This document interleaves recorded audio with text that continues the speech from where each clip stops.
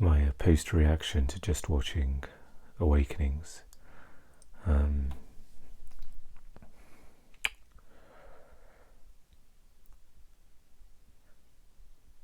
Feels like it was a story told in a few parts. It was beginning with Dr. Sayers' character, or Dr. Sayer, I should say Robin Williams' character, being exposed to patients and being taken outside of his comfort zone, but finding something familiar in the work, something that interested him in his research. A lot of it was on he used it like kind of on worms, and I think he was interested in plants as well. It seemed like whatever he got out of that, he found it in the patients as well, and I'm sure it surprised him. And of course the story moved to Leonard, Robert De Niro's character, and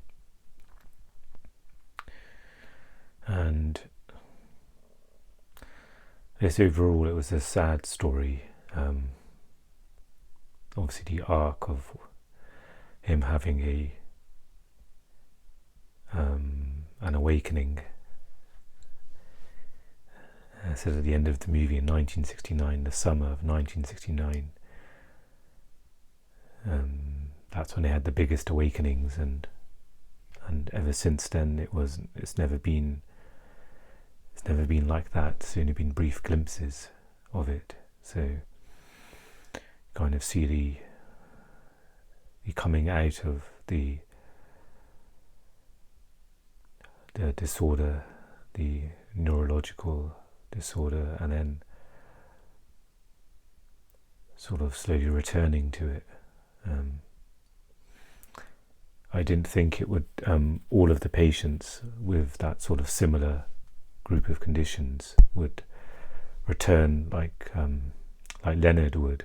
I think because he was ahead of the curve, and that he was given the medication early. But I think there was a sense in the movie that everyone would react individually, and I thought, oh, it's just going to be Leonard who sort of returns or starts getting tics and tremors. But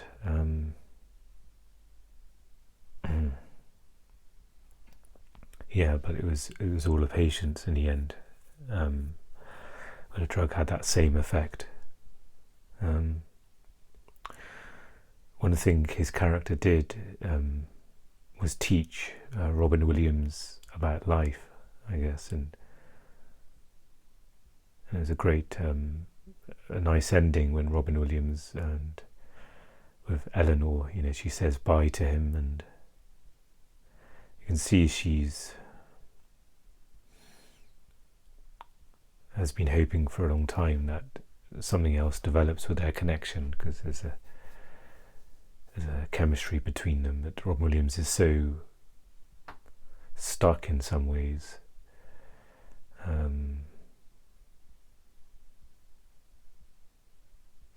don't know if there's a mirror with, not quite, because Robin Williams has almost chosen to dedicate or spend all of his time in his career, where of course Robert De Niro's character Leonard doesn't have a choice, but there's a sort of mirror where they're both kind of stuck in their own paths, with Robert De Niro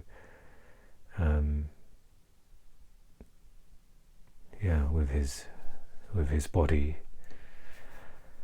and Robin Williams in regards to not living life. He's kind of stuck in his work in some ways, and I thought, it was kind of like Leonard taught him to live,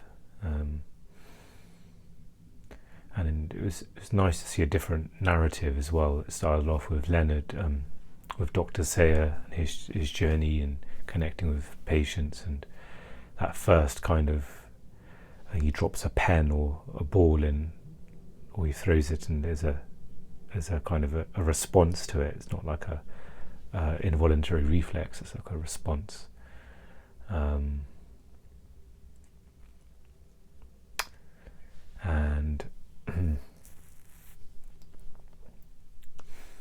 and you kind of see him becoming alive in connecting with patients and his new sort of role, and then it transitions to Leonard and his journey and his connection with Paula, and then his sort of return, his illness returning.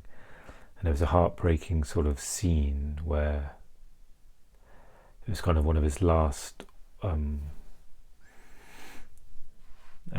what you think would be the last visit with him and Paula, where he says, I don't want you to visit anymore, and then she begins dancing with him, but she doesn't let go of his handshake, and it's almost this is hard to put words to that scene of. And then his kind of symptoms abate as he's dancing. It seems to, whatever's happening with Leonard in that time and his connection with Paula, it's sort of, he's almost back as he's dancing. And then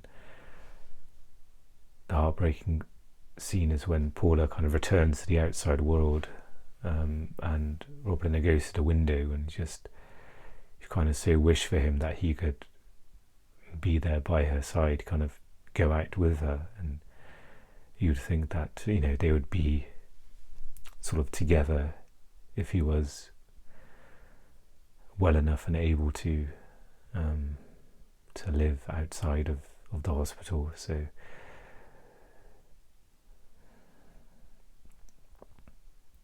and I didn't realise it was a true story actually until the end, where it said, it talked about Dr. Sayre still working at the time the movie was made, I think in the early 90s. It said Dr. Sayre, continued working with these chronic patients, but they never had a strong awakening as they did in that summer. There was brief awakenings, and it was nice to see him with Leonard on the kind of spelling board, with moving the cursor to the letters, and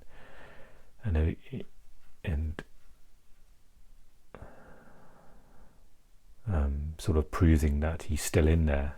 He's still, even though it's just really minimal interaction, but there's someone who's conscious and aware in there.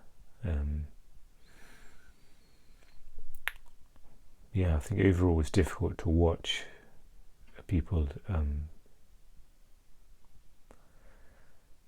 sort of dealing with those challenges, and that within those conditions, and the family, their families as well. They're kind of, was almost a dedication. You saw that in Paula, where she'd come in to read, I think to do with baseball with her father, and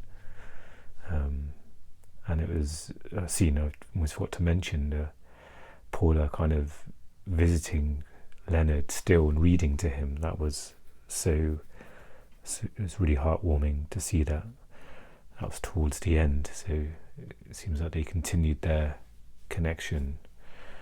So I can imagine Paula, visiting her father, and now also spending time and visiting Leonard. Overall heartwarming film, but also sad and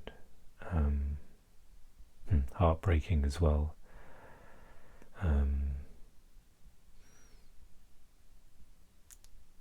It's nice. It's always nice when it's a sort of based on true events or a true story. It kind of, and it makes sense as well, because often movies on true story or based on true events, there's a certain more than a movie feeling about it. Like there's a more substance and a more heart in the how a story's told. It's something that quite often doesn't get reached a lot when it's a fictional story. So I remember seeing this movie first of time round, and I think I didn't see it fully. I think someone else was watching it, and I was kind of half watching it, or there's parts of when I watched it today that I felt like certain that I didn't watch that in the first time round, or so it was nice to see. I didn't plan to make a little sort of video about the movie. I'm struggling with planning sort of reactions and movies, so to take the pressure off, I thought, if I'm able to, after watching something, if there's something I want to share and say, then I can record. But I think 2/3 of the way the movie, there was a sense of, it'd be nice to just share some comments about it, and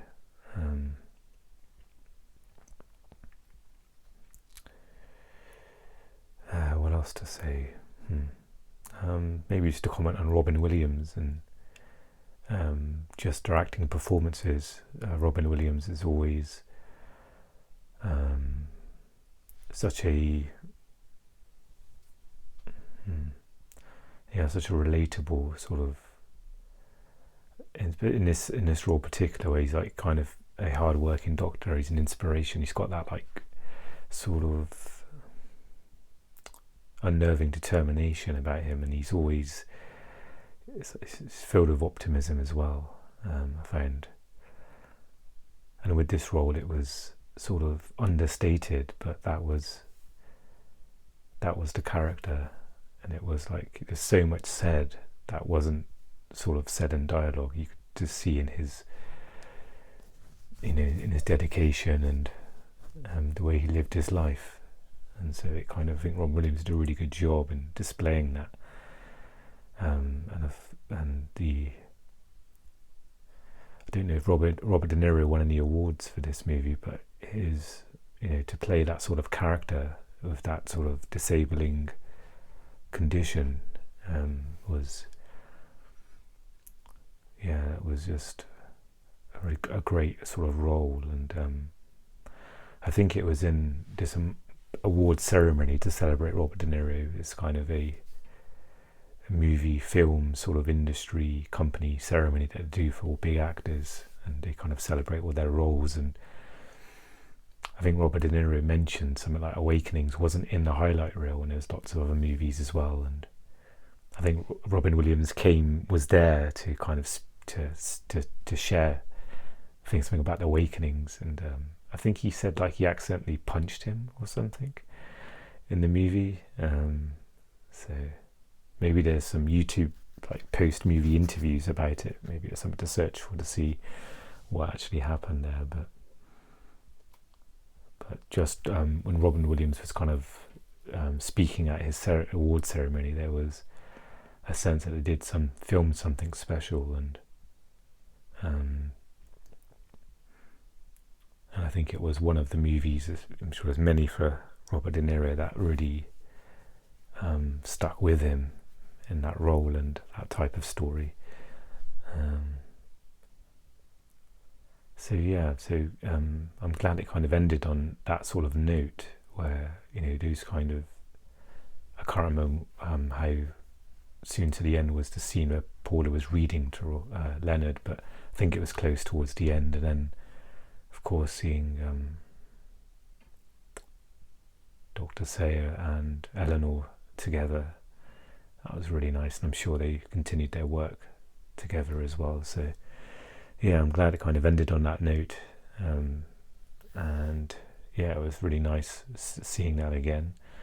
I've downloaded a number of other series and movies, so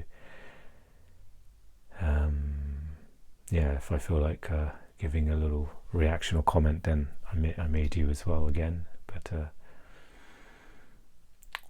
and of course there's a reminder finally of Robin Williams' passing, and his acting ability, and